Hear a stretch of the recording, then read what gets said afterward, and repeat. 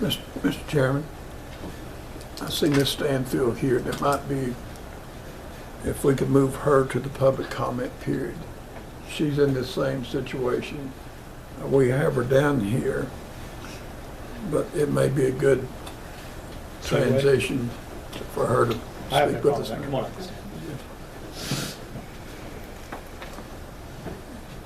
up. Good evening, and I would like to thank the board for this opportunity to speak with you this evening about this very important issue, and one that has burdened me for many years, and even so the past few months with the recent losses of life in our community. And I would like to say thank you to this group, because I went to their gathering a couple of weeks ago, and I was just very excited to see that there were so many people willing to come out and finally recognize this as a serious problem. So to introduce myself, my name is Jan Stanfield. I've been a Macon County resident for 20 years, coming from Northeast Ohio. And my husband's parents came back to their hometown after retirement, and we soon followed after my husband got a transfer with the Postal Service. I finished my education at UNC Asheville, and I now work at Western Carolina University. So I've been both a student and an employee of the awesome North Carolina system. I love North Carolina, and I love this town. I love my little house on the hill. I love this community, and so that's why I want to be here, and I want to tell you my story. It's a story about my son, whose name is Stephen. And as our elected officials, I think it's imperative that you know the stories that are impacting the lives of your constituents. If people aren't telling you their stories, I hope you're seeking them out so that you can go and address the issues that are important to them and effectively lead us to solutions. I hope that Stephen's story will inform you, move you, and engage you in the work necessary to lead us through this public health crisis, which I've heard it called several times an impending storm. My story is hard to tell, and I am not holding back. I'm not going to sugarcoat any details. This problem cannot be solved if we aren't willing to look at the cold, hard truth, no matter how painful or how uncomfortable. So, let me tell you about Stephen. He was the biggest, fattest, happiest baby in the nursery, and we loved him beyond measure, like everybody, I'm sure here, loves their children. He was funny, he was cute, hardworking, smart, opinionated. He loved the outdoors, loved baseball. And when my husband and I talked about our future, it revolved around our son, of course. We thought of him going to college. We loved his longtime girlfriend, so of course we were hoping to gain a daughter-in-law, grandchildren, the whole dream of seeing your child growing into a responsible adult and living happily ever after. Unfortunately, it didn't work out that way. He became a drug addict, and I don't have time to explain his entire journey into this sordid life, but it began with marijuana onto cocaine, prescription painkillers, heroin, and finally admitting to, quote, swallowing, smoking, snorting, and shooting anything he could get his hands on. He struggled for years through countless counseling sessions and 3 failed rehabs. Our all-American boy was transformed into something so unfamiliar to us. A liar, a thief, a master manipulator, his life revolving around just one thing: the next time. We don't know exactly what happened for sure one April morning in 2006, and we never will. But we do know Stephen stole my father-in-law's truck and drove to Asheville to find drugs. After spending 24 hours straight doing cocaine and opiates, he started having severe chest pains and checked himself into Mission Hospital ER, where according to the ER report, he admitted his drug use and his desire to stop. They did an EKG, didn't find any abnormalities, so he was simply instructed to contact his family doctor and he was discharged. His discharge papers indicate that he was released, quote, in good condition. We reported the truck is stolen and completed a missing persons report when he failed to contact us. 2 weeks passed with no word until people and businesses surrounding an auto repair shop in Asheville reported a foul smell in the area. Our son was found on the rooftop of the auto repair shop, dead at the age of 24, just a few short blocks from the hospital where he had been probably hours before. His body was so badly decomposed they didn't know at first if he was male, female. They didn't know. And I'm not trying to be overly dramatic or add some sort of shock value to his story, but this is the harsh reality that our community is facing. It's ugly, it's disgusting, and as you've heard, it's devastating to our families. The cause of death was due to oxycodone and cocaine toxicity. His stomach contents included 9 40-milligram OxyContin tablets that had not entered his system yet, and in his possession was an unlabeled bottle containing over 100 oxycodone tablets in different strengths. And so let's talk about this. He had 9 pills in his stomach, who knows how many in his system that ended up killing him, and 100 in a pill bottle. As you can imagine, I asked one of the Asheville detectives how he might have obtained these pills, and I'll never forget the response. He shrugged his shoulders and said, "They're everywhere."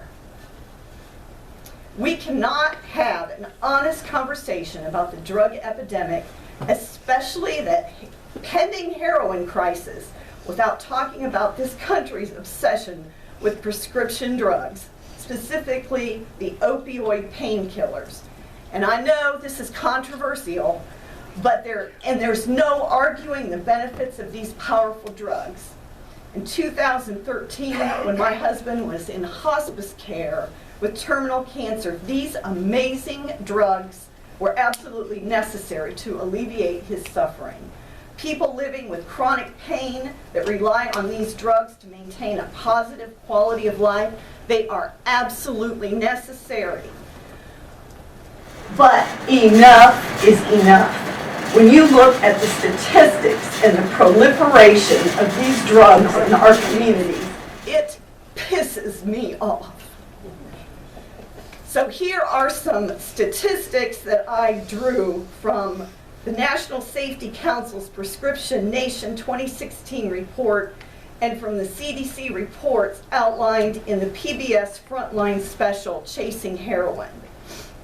In 2012, North Carolina doctors wrote 96.6 opioid prescriptions per 100 people. From 1999 to 2014, opioid deaths were up 369%, heroin deaths up 439%. Opioid prescriptions have tripled over the last 20 years, and 12 states have more opioid prescriptions than people. 4 out of 5 heroin users started on prescription opioids. This is unacceptable, and we need bold leadership from you all and creative plans and common sense policies to curb the proliferation and distribution of these powerful drugs. There's something else that I find unacceptable, and we just talked about it earlier, and you all did. It sounds like you recognize this. And this is the stigma that drug addicts and their families must bear. The misconceptions and shame that keep their struggles a secret. Unfortunately, our society has decided that certain people are just not worthy of our care and concern and trouble. They are so low on the hierarchy of importance that they are deserving of nothing. Not empathy, not compassion, not mercy, not our resources, and most of all, not our love. And I absolutely believe that's what so many people still believe about drug addicts. I was part of a conversation not too long ago where a woman felt the need to express her ignorance, and this what she said. This is ingrained on my mind, and this is just not her opinion. This is the opinion of many, many people. As far as I'm concerned, people who take drugs deserve to die. I mean, they should just lay down and die. After the meeting, even when confronted about the callousness of her remarks, her response was only, "I don't care." I'm telling you this evening, ladies and gentlemen, even drug addicts belong to somebody. They are loved, and even if they aren't loved by a single soul on this earth, they are indeed loved by God, and that alone makes them worthy and deserving of our love, support, and resources. And I'd like to point out as well that the parents of addicts are not exempt from this stigma. There lies another misconception that if a child is turned to drugs, that the blame must lie with the parents. They did something wrong, they neglected them, they abused them, they are guilty of some wrongdoing, and this is simply not true. We need to be supporting these families, not casting blame or inciting guilt, because quite frankly, we're doing a good enough job of that to ourselves. We don't need it from anybody else. There have been many stories since Stevens that have ended the same, tragically and way too soon. But I do want to say something to the families like me that have made the ultimate sacrifice to this disease. Their lives were not meaningless. Absolutely not. On the contrary, their tragic stories point to flaws in our culture, inadequacies in our services, and loopholes in our policies that we have the power to change if we have the will and if we have the backing of our public officials. The poet and novelist Victor Hugo said, "We make the road, others will make the journey." Our loved ones have made the road and carved out the path so that others will be better able to recover from addiction. Do not ever discount their purpose or their worth. This community is ready for a fight. And I'm asking you as our public leaders, I want you to lead the charge. Are you willing to listen to the stories of struggle, frustration, desperation, hopelessness from addicts and their families? Stories taking place today, right now. Will you listen and will you respond? Will you work with our medical community, including doctors, hospitals, pharmacies, to gather ideas and strategies about how to manage and regulate dangerous prescription painkillers? Will you set an example in this community that you believe in the humanity of those struggling with addiction and that they are deserving of our love and our help, whether they are in our homes, in our hospitals and treatment centers, or in our jails?